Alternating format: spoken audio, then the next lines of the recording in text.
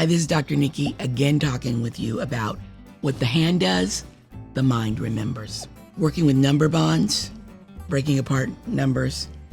You know, Greg Smedley has that really great video of the little people physically in the number bond and moving. And I love watching those videos of those kids moving physically in the number bond. So you want to start there.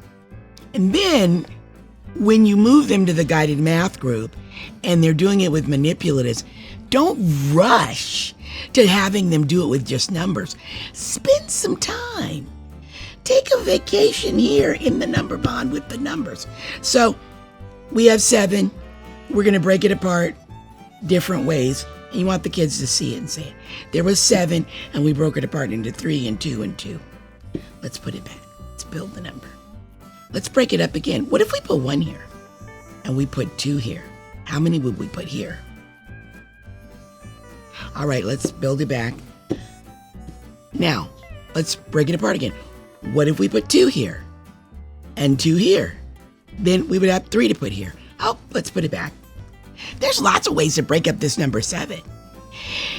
So you're going to do that a lot. And then you pull out the recording sheet, right? And the first thing I would have them do is do it again. Draw 7.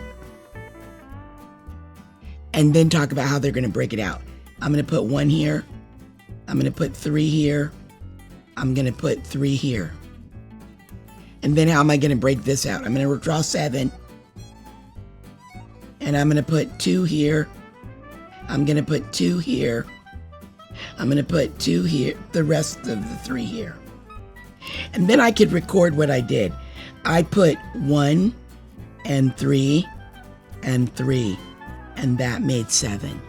I put 2 and 2 and 3, and that made 7. You don't have to do all that in one lesson. You could. It depends on where your kids are. But start with the kids acting it out, actually, and then go to the manipulatives and then the pictorial, and then relating it to what it looks like. Eventually, you'll write the equation, 1 plus 3 plus 3 equals 7. But don't rush. People rush to the equation. You want kids to understand that all of these things are connected, right? And so you build it, you say it, you discuss it, you draw it pictorially, you write the symbolic representation. Those things are all in relationship with each other. But spend some time with the manipulatives. Kids, when they actually get to do it, they remember. They understand what we mean by breaking the number up in a lot of different ways. So have your kids doing it. What the hand does, the mind remembers. Famous words of Montessori. And true then, true today. Happy mathing. Remember, all this stuff, all these templates are coming soon up on MathFactfluency Playground.